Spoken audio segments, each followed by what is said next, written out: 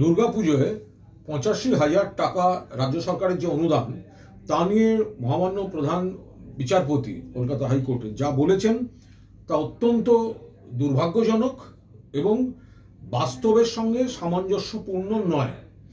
মহামান্য বিচারপতি কোন আঙ্গিক থেকে কি বলেছেন তার কথার উপর কথা বলা হয়তো ঠিক নয়, কিন্তু উনি যে কথা বলছেন ৮৫,০০০ টাকায় এটা হয় না হয়, আরে ৮৫,০০০ টাকা বলে নয়, পুজো কমিটিগুলোর হাতে যে টাকাটা যায় সেটাই শাখা প্রশাখা দিয়ে সমাজের প্রান্তিক অংশের বিভিন্ন কুটির শিল্পী, হস্তশিল্পী, যারা অসংগঠিত ক্ষেত্রের শ্রমজীবী তাদের কাছে গিয়ে পৌঁছয়।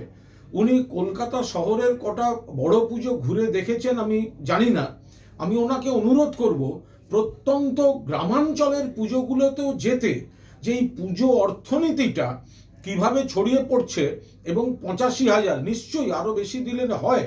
তো উনি কেন্দ্রীয় সরকারকে অর্ডার দিন যে বাংলার বকেয়া টাকা সমস্ত কিছু দিয়ে দাও, তারপরে মুখ্যমন্ত্রীকে উনি রিকোয়েস্ট করুন টাকাটা বাড়ানো যায় কিনা।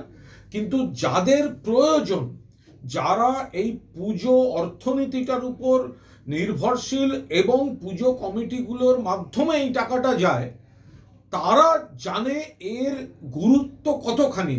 তাকে যদি কেউ রসিকতার ঢঙেও এই প্রসেসটাকে অপমান করেন, এটা দুর্ভাগ্যজনক। যে কোনো ব্যক্তি বললেই আমি এটার প্রতিবাদ করতাম।